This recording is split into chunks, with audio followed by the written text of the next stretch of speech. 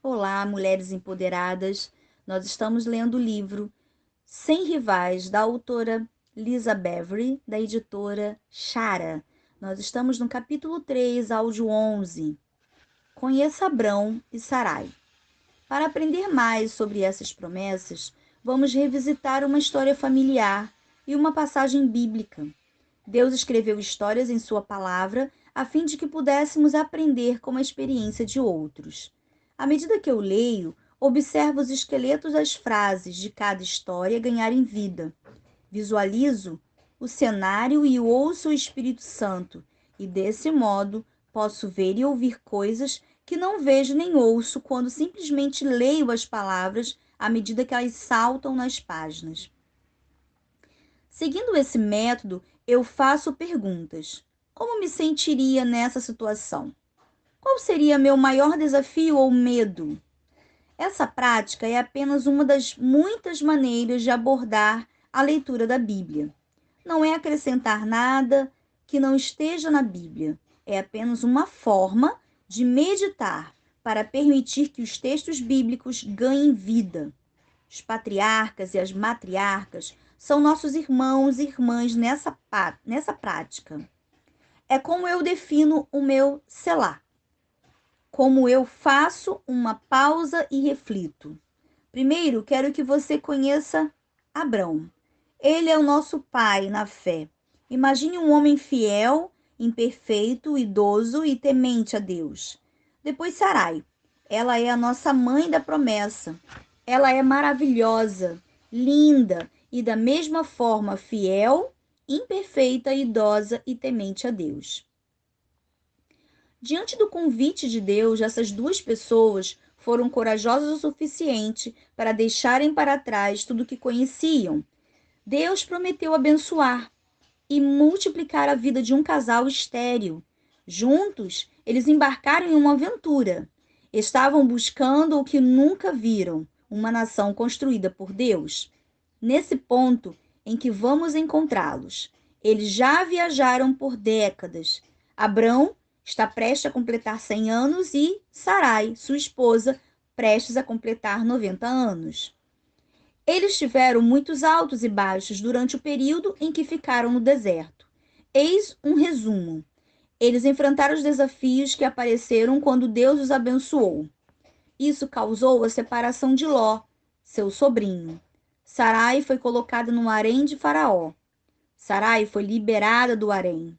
À medida que seguiam, venceram uma pequena guerra. Resgataram seu sobrinho que fora sequestrado e dizimaram com fé ao rei Melquisedeque, sacerdote do Deus Altíssimo. Eles experimentaram alguns graves desencorajamentos e tomaram uma decisão ruim quando Sarai entregou Agar para seu marido para que tivessem um filho, que se chamaria Ismael. Desapontada, Sarai era culpada de um momento de fúria e violência doméstica. Não acho que o triângulo marido, esposa e servo tenha sido divertido. Aqui estão algumas coisas que quero destacar para que não se percam em meio ao resumo da história de Abrão e Sarai. 1. Eles estavam sempre dispostos. Abrão e Sarai deixaram Ur sem olhar para trás. Não havia volta. Deus chamou e eles o seguiram. Ponto final. Gênesis 12, versículo 1 e 2 diz: Ora, disse o Senhor a Abrão: Sai da tua terra, da tua parentela e da casa de teu pai, e vai para a terra que te mostrarei. De ti farei uma grande nação, e te abençoarei, e te engrandecerei o nome, se tu uma bênção. Deus estava abrindo espaço para uma coisa nova em um novo caminho. Ele os conduziu em fé e esperança. Eles cometeram erros, mas nunca olharam para trás. 2. Eles se mantiveram afastados de conflitos. Abrão e Sarai deixaram Ur, mas levaram Ló com eles. Não foi uma boa ideia. A bênção sobre Abrão prosperou Ló também. Quando a terra não podia abrigar os dois, seus pastores entraram em conflito. Em vez de permitir que a contenda crescesse, Abraão deu a Ló a oportunidade de escolher qual parte da terra o sobrinho queria. Foi melhor para eles dividirem do que permanecerem juntos em conflito. Veja, se você está viajando pela vida com pessoas com quem não deveria, haverá vezes quando Deus prosperará a ambos até que se separem. Mas o conflito irá impedir a bênção de Deus e a eficácia de sua vida. 3. Eles entregaram como um ato de fé. Quando Abrão entregou o dízimo a Melquisedeque, ele estava entregando adiantado pelas promessas de Deus. Em vez de pegar os despojos que viram de Sodoma, ele entregou em fé, o que deu a substância à sua esperança. Essas três coisas aconteceram quando Deus apareceu a Abraão e declarou a seguinte promessa em Gênesis 17, versículo 4 e 5. Quanto a mim, será contido a minha aliança, serás pai de numerosas nações. Abrão já não será o teu nome, e sim Abraão, porque por pai de numerosas nações te constituí. Uma aliança eterna. Quando você descobre que é um herdeiro, Deus muda seu nome. Quando Deus mudou o nome de Abrão para Abraão, sua vida se expandiu. Ele não seria mais um homem sem uma nação. Ele seria um pai de nações. Em Gênesis 17, Deus descreveu em detalhes quais seriam a magnitude e o alcance dessa aliança. A vida de Abraão seria rodeada com palavras como geração e eterno. Até mesmo o chão onde Abraão caminhou como forasteiro e estrangeiro seria um dia a herança da sua descendência e sua possessão para sempre. Assim como Deus estava com Abrão, ele prometeu estar com os descendentes de Abraão. Eu imagino Abraão chorando na presença de Deus à medida que completava e contemplava a bondade no futuro deles. Em minha mente vejo Abraão prostrado diante de Deus. Ele então fica de joelhos e levanta o rosto molhado em direção às estrelas. Suas mãos estão estendidas como se tocando os pontos de luz brilhantes contra a escuridão do céu claro do deserto. Ele está inundado de gratidão. Cada palavra de promessa ressoa através dos seus ossos. Por um momento, o véu da idade cai e Abraão é jovem novamente. Cada célula do seu corpo vibra maravilhada. Este novo nome, Abraão, enche o seu coração de alegria e esperança. Ele vê Ismael e pensa: tudo isso será seu, meu filho. Sua vida será expandida com multiplicação e um destino abençoado e vasto. O Senhor diz a Abraão que essa aliança requer um sinal. Não é um sinal bonito e público, como foi o arco-íris para Noé. Em vez disso, é um sinal doloroso e privado. Todos os homens da casa de Abraão precisam ser circuncidados. Essa remoção de carne confirma que Abraão e sua descendência estão em aliança com o Deus Altíssimo. Então, a conversa com Deus se torna o que parece uma mudança considerável.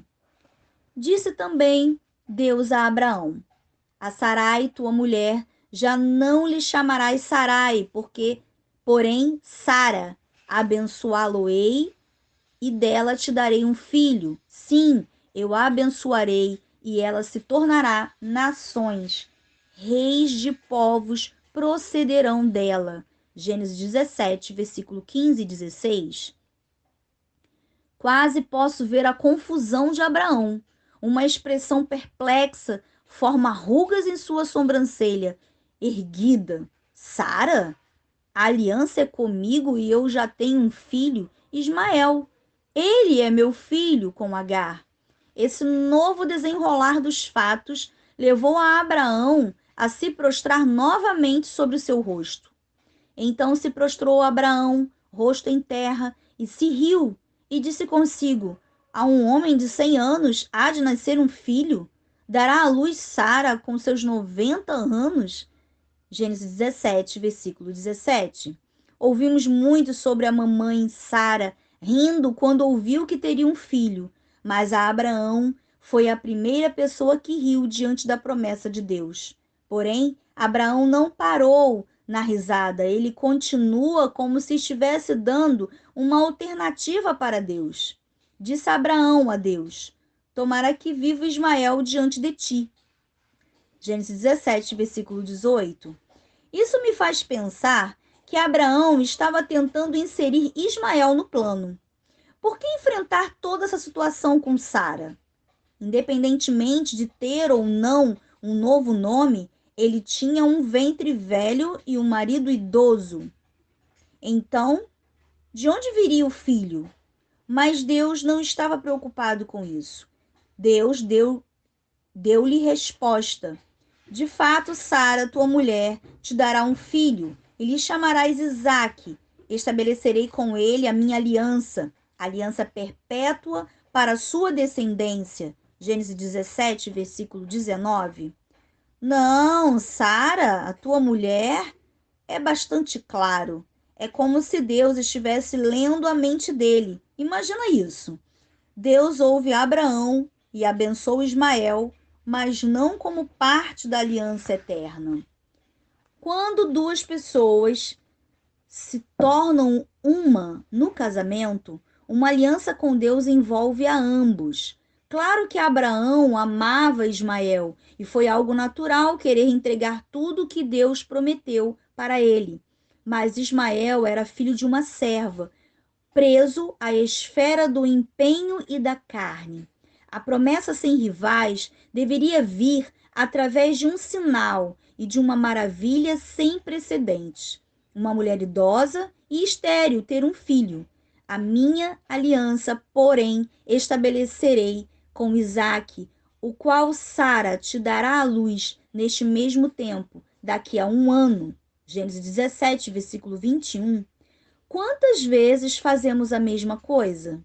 Quantas vezes Deus nos diz que irá fazer algo novo e milagroso e nos enchemos de descrença?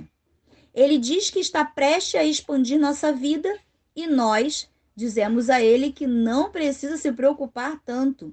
Apenas abençoe o que eu já tenho. O que nós temos e o que nós fazemos não são grandes o suficiente. Deus deseja se envolver. Ele pensa em termos de gerações. A aliança viria através de Isaque, aquele que ainda viria, aquele sobre quem Abraão riu, não sobre aquele que foi concebido na carne. Sou grandemente encorajada com a humanidade de Abraão. Ela nos ensina uma lição. Deus, em sua misericórdia, irá até abençoar o que construímos com a nossa força, mas sua aliança eterna é estabelecida além da esfera da provisão humana.